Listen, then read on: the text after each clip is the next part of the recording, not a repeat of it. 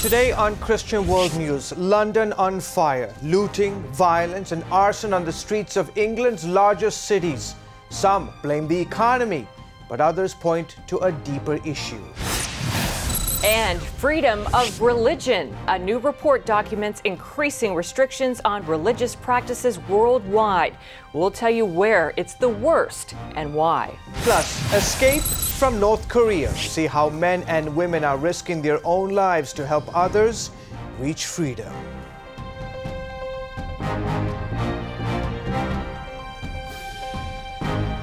Welcome to this week's edition of Christian World News. Hello, everyone. I'm George Thomas. And I'm Wendy Griffith. Authorities in Britain are restoring order after days of deadly riots and looting in several cities there this week. Police arrested 1,700 people and about 600 are charged with violent crimes. Some media reports are putting the blame on social and economic inequality. Some political and religious leaders say it reflects a moral crisis. John Waggy reports. Thousands of extra police officers protect the streets of London, the devastation seen in the boarded-up shops and burnt-out buildings. Britain's Prime Minister cut his vacation in Italy short to deal with the unrest. If you are old enough to commit these crimes, you are old enough to face the punishments. It's calmer now in London, but authorities are shocked by the ferocity of the rioters. This has been senseless violence on a scale that I have never witnessed. This was a high-tech looting, rioters using social networking to coordinate their stealing sprees. Meanwhile, many residents took to the streets to defend their homes and businesses. Absolutely disgusting. They are feral rats. My girlfriend and my children sit at home. I'm here to protect them. Some media reports and politicians claim the riots are tied to unrest over welfare cuts. CBN News senior reporter Dale Hurd disagrees. This is a mass feral crime spree. This is a bunch of kids doing what they want. When you live on the bottom strata in a moral vacuum, it's not a matter of right and wrong. It's a matter of have and have not.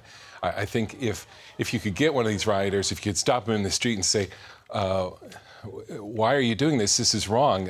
You might actually get a puzzled look. He says it's a crisis facing the whole Western world, the erosion of Christian values and the rise of secularism.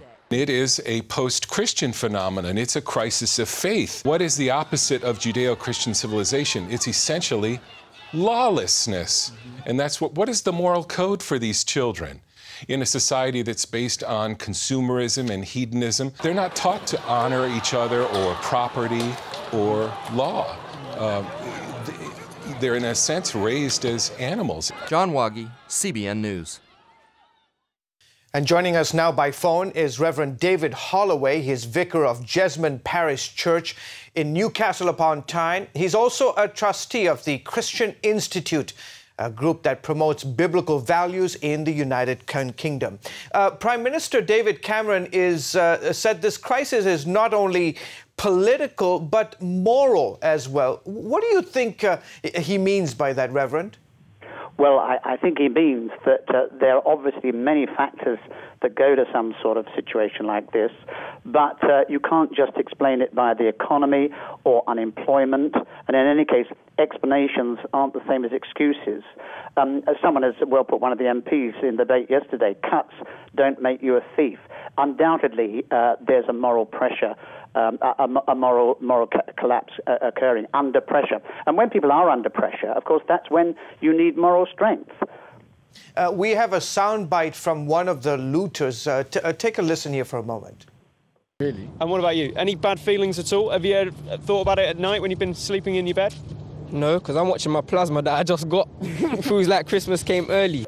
It seems like Christmas came early is what that gentleman said. That certainly is not in the spirit of Christmas. Do you believe the UK is a post-Christian society today? I mean, undoubtedly what we have in Britain is a kind of secular theism. That's to say, it's not fashionable to talk about God in the public square.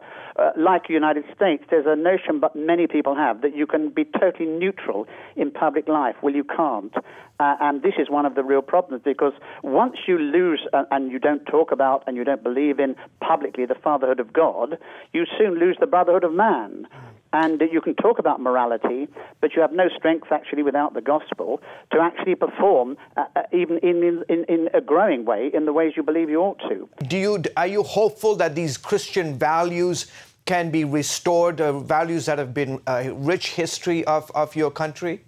Yes, well, I do. I mean, I believe that God is in control at the moment, and I do think that these dreadful situations that this dreadful situation we're in at the moment is an opportunity for people to ask radical questions, and there have been serious questions. I mean, people are beginning to talk about why is it that we're in this mess, and it's just now that Christians have to recover their nerve, and I think people out there are wanting to hear. So we, as a church, I mean, we are committed to a range of policies and concerns. I mean, we're concerned to help church growth in our area, planting new churches.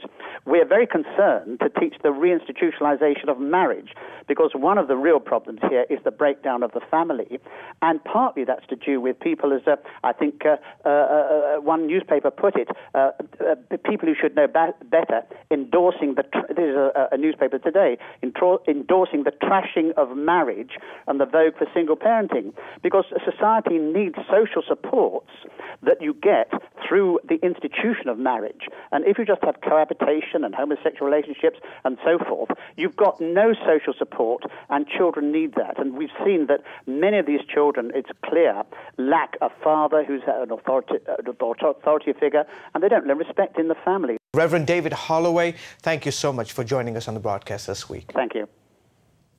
Turning now to the famine in Africa. The United Nations is warning the famine has not yet peaked. 12 million people are still at risk as the worst drought in 60 years plagues the Horn of Africa. Now, the World Health Organization says they're facing a cholera epidemic. Dirty water and poor sanitation are causing an outbreak of the deadly disease. The UN says without a massive global response, hundreds of thousands face imminent starvation and death. Tony Hall is the executive director of the Alliance to End Hunger. He recently visited the refugee camps in Dadaab, Kenya, and he spoke with CBN News by phone from Nairobi and told me about the greatest needs in these camps. Well, I think there are great needs for food, for water, sanitation, for non-food items like, things that people need, because these people have escaped Somalia with just whatever they can carry. I think the UN, I think the U.S. government, I think the private organizations, the people, the Americans that have been donating money, I think they can feel really good because their money is being, I think, served well. It's the moral and the right thing to do. And I think our country, I think every country is judged by how they take care of the least of these. And so says the Bible. Well, CBN's Operation Blessing is at work in Kenya. And to find out how you can help victims of the famine, just log on to our website, cwnews.org. Coming up on Christian World News, around the world, restrictions on religious freedom are increasing. We'll tell you why 1/3 of the world's population is less free to practice their faith. CWnews.org, your constant news source on the World Wide Web. Find daily updates on the global church. Watch the weekly broadcast. 3 former presidents come together to honor the life and ministry. Also available in podcast. The in-depth insights into our reporter blogs. Taliban kidnapped at least 18 South Korean Christians. Your online news source for complete coverage of the global church. Our world moves at an incredible pace. People everywhere rushing to their destinations. But there's a destiny that awaits each one of us. And all of us will face life's ultimate question. Where will I spend eternity? In his new DVD, Life Beyond the Grave, Pat Robertson introduces you to real people with remarkable stories of heaven and riveting accounts of hell. You'll learn what the Bible has to say about life after death. The Bible tells us that eye has not seen, nor ear heard, nor mind conceived what God has prepared for those who love Him. Life Beyond the Grave will build your faith as God's promises come alive. prepare you to face your eternity, and provide you with a powerful witnessing tool to share with your loved ones. I want you to know beyond a shadow of a doubt that your destiny is sealed forever in heaven. What touched my heart was when the little boy was able to see his great-grandfather in heaven. It gave me chills. It just gives me goosebumps. Make you decide which side of the street you need to walk on. The stories are true. They're real people with real life experiences. Makes you really want to get to heaven. It's beautiful and awe-inspiring and very encouraging. Each and every person should watch this DVD. Life Beyond the Grave, available now. Government restrictions on religious freedom are on the rise for billions of people around the world. In fact, a new study by the Pew Research Center shows 2.2 billion people live in countries where government restrictions rose 12% between the years 2006 and 2009. That's nearly a third of the world's total population. People living in the Middle East and North Africa saw the biggest increase in religious restrictions. And joining us now is Brian Grimm, senior researcher for the Pew Research Center's Forum on Religion and Public Life. And Brian, referring to those restrictions George just mentioned in the Middle East and North African nations, what kind of restrictions are we talking about? Well, we're looking at restrictions that governments place on the practice of religion, also force that government might use against groups that they disagree with. Also, it goes beyond constitutional restrictions on religion to other kinds of laws and policies, such as laws that prohibit blasphemy or apostasy or defamation or criticism of religion. Now, so, what religions are affected most? Are we talking mostly about Muslims persecuting Christians? Well, globally, we find that Christians face harassment in the largest number of countries, in about 130 countries. That doesn't reflect the intensity, but just the number of countries. The second religious group that faces harassment are Muslims. They face harassment in 117 countries. But the Middle East and North Africa is a particularly interesting case because there Christians, Muslims, and Jews all face harassment or abuse in the largest number of countries, but Muslims face abuse in a larger number of countries in the Middle East and North Africa than do Christians or Jews. Now, who is persecuting the Muslims?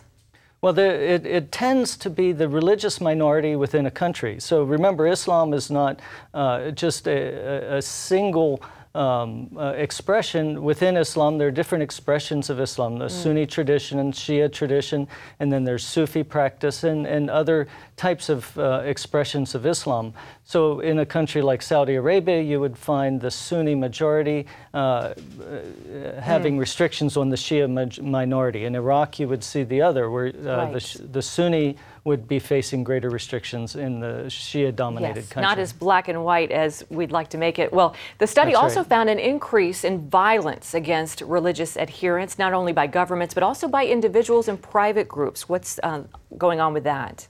That's right. We found throughout the world that there was an increase in a larger number of countries where social hostilities involving religion were present. And these are everything from religiously biased hate crimes and harassment to larger scale problems such as communal violence, sectarian violence, religion-related terrorism.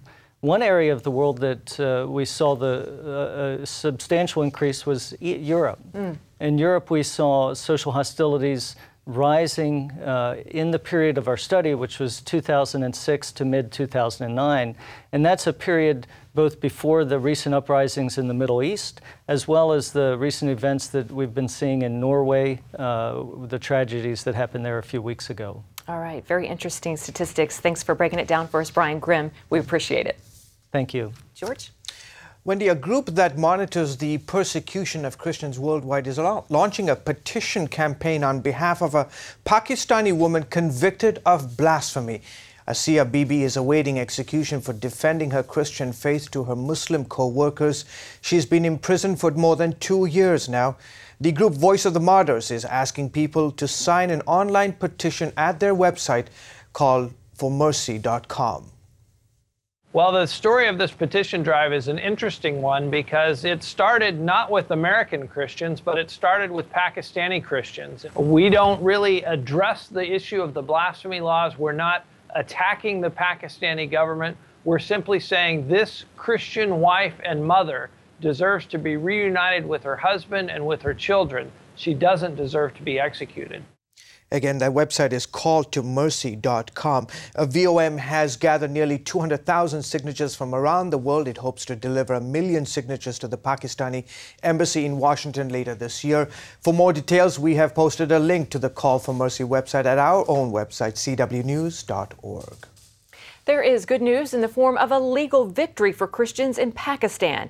A court in Punjab convicted 3 Muslims in the murder of a Christian businessman. They were sentenced to life in prison for torturing and killing Rashid Masih in 2009. The killers also have to pay about $1,100 each in restitution to Masih's family. The American Center for Law and Justice assisted the victims' legal team in court. They say that this case is much more than just a victory for the Christian community in Pakistan. This victory for Christians in Pakistan means that there is hope. There is hope in the system.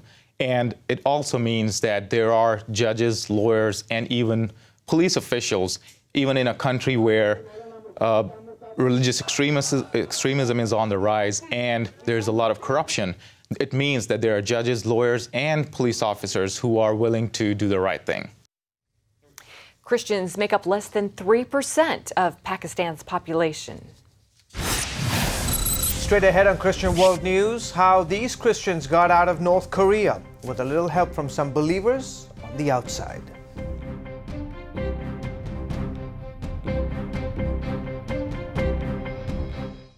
We asked CBN.com users how we could make our website easier to use, and we listened. This is really easy to read and move through. The information opens up a whole lot quicker. Yeah, it's much faster. There's everything I'm interested in right here. The click of a mouse. The new CBN.com has been redesigned, making it faster to find your favorite 700 Club stories, musical guests, our online community, and special features. Anyone can enjoy this new site. Visit the new CBN.com today. Here at CBN, we see amazing things happen when we stand together. That's why we want to say thank you to the thousands of you who recently pledged to join the 700 Club.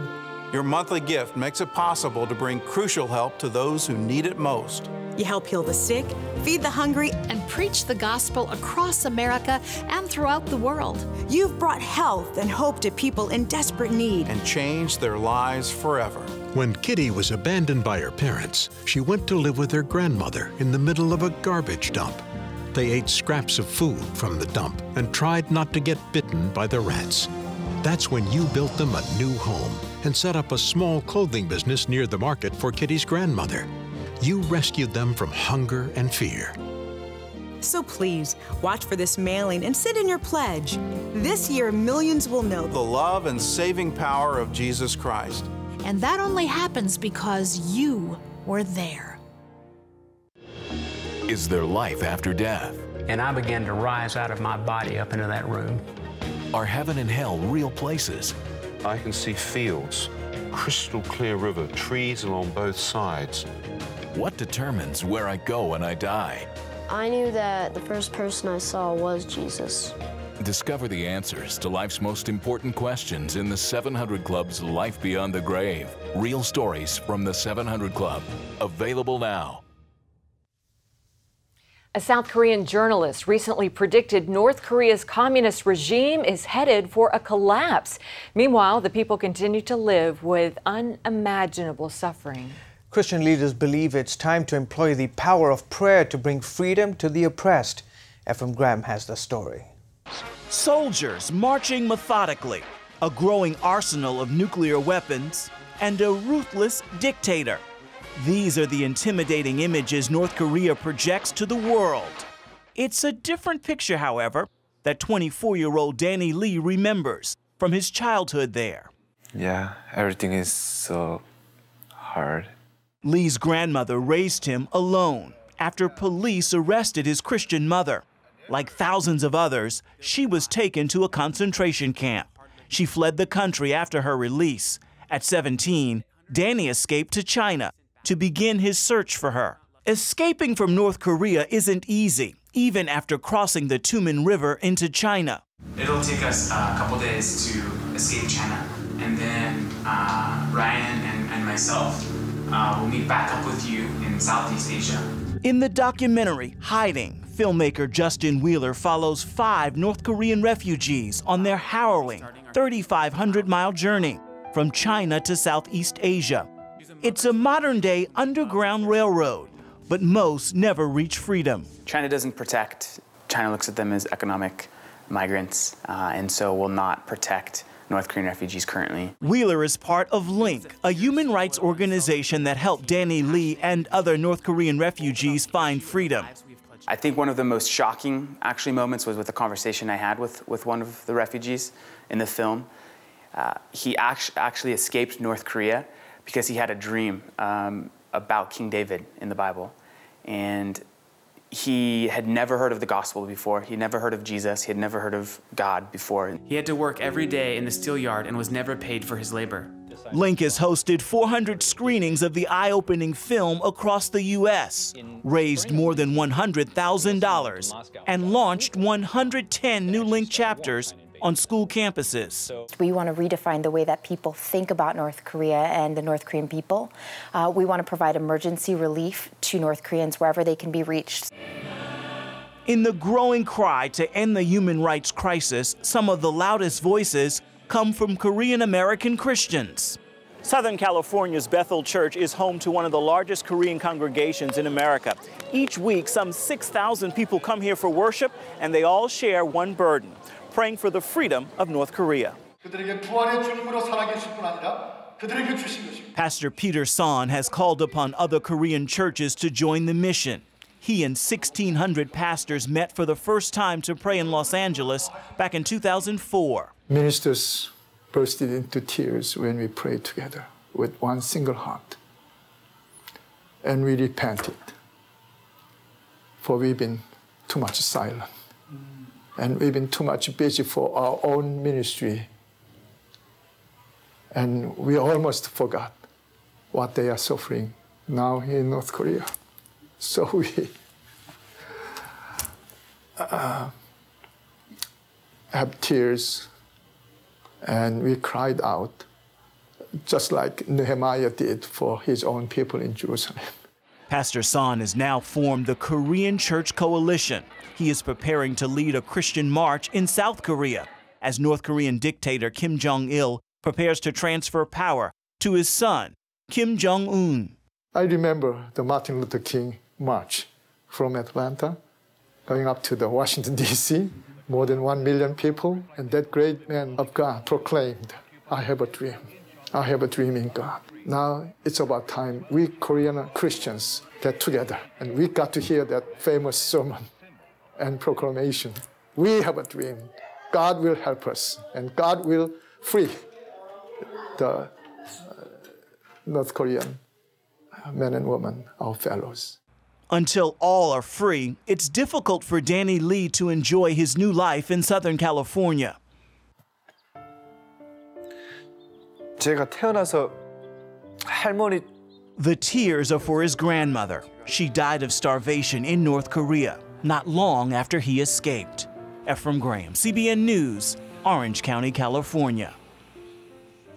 And George, you recently made a trip to Korea, and you've got some stories coming up for us. Yeah, and what we'll look at is specifically what it's like to live in some of these concentration camps. We've got inside pictures and testimonies of those, the very few people who've managed to escape from North Korea, on a future broadcast. You were very close to the border. Yes. But we will find out more about that later. That's right. You don't want to miss it. Our world moves at an incredible pace. People everywhere rushing to their destinations. But there's a destiny that awaits each one of us. And all of us will face life's ultimate question. Where will I spend eternity? In his new DVD, Life Beyond the Grave, Pat Robertson introduces you to real people with remarkable stories of heaven and riveting accounts of hell. You'll learn what the Bible has to say about life after death. The Bible tells us that eye has not seen, nor ear heard, nor mind conceived what God has prepared for those who love Him. Life Beyond the Grave will build your faith as God's promises come alive, prepare you to face your eternity, and provide you with a powerful witnessing tool to share with your loved ones. I want you to know beyond a shadow of a doubt that your destiny is sealed forever in heaven. What touched my heart was when the little boy was able to see his great-grandfather in heaven. Gave me chills. It just gives me goosebumps.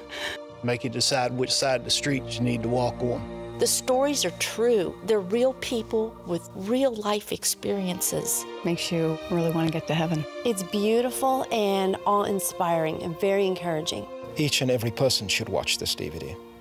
Life Beyond the Grave, available now.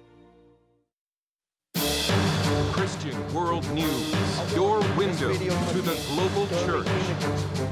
For stories of revival, Another revival.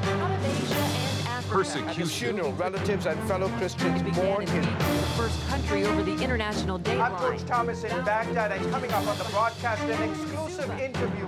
and the impact of Christian leaders. Watch Christian World News. This is an incredible story, George. A 12-year-old boy at the beach with his youth group disappears in the water for 20 minutes. After an intense search, rescuers find his unresponsive body and feared the worst. But today, Dale Ostrander is alert, responsive, and talking. His parents credit the power of prayer. Here's Heather Sells. Rescuers frantically searched for Dale on jet skis after he got caught in a riptide off the coast of Washington. 12-year-old Nicole Kissel was bodyboarding nearby when she heard his cry for help. I went to the very bottom of the ground. I could feel it, the sand, and I felt his pants, and I had pushed him up, and then I went up. And I said, we have to keep swimming. The board was almost to land. I was swimming, I looked back, he's right next to me, grabbed the board, he's gone. The prayers started with Dale's youth group on the beach. But when rescuers found him 20 minutes later, they thought it was too late, and the doctors agreed. They never expected him to live. They expected him to be a vegetable, never walk, never talk, never say a word. It meant life or death. I felt like I had to get a hold of God at that time. That's when family and friends of the Ostranders started this prayer blog. Dale spent the weekend in a coma in a Portland hospital. Then on Sunday, he opened his eyes. And on Monday, he started talking. First thing he said, we were trying to get him to cough. And come on, Dale, cough. You need to cough. And he coughed once. It's okay, you need to do it again. Do more. I don't need to, is what he said. First thing, we're like, look at each everybody. other. He spoke. Oh my goodness, a full sentence. It was amazing. This was a miracle from God because it goes against the laws of nature. Dale's parents say prayer is still appreciated as their son continues to recover, but they're also thanking God for a miracle. And we really believe in God can work miracles, not to say he will, or he should, or we're deserving of it. But as long as he gets glory out of it. Heather Sells, CBN News. Incredible. Yeah, I mean, 20 minutes. Those dead. parents look so Absolutely, happy. because they know they just experienced a miracle. Total miracle. Thanks for joining us this week, guys. Until next week, goodbye, and God bless you.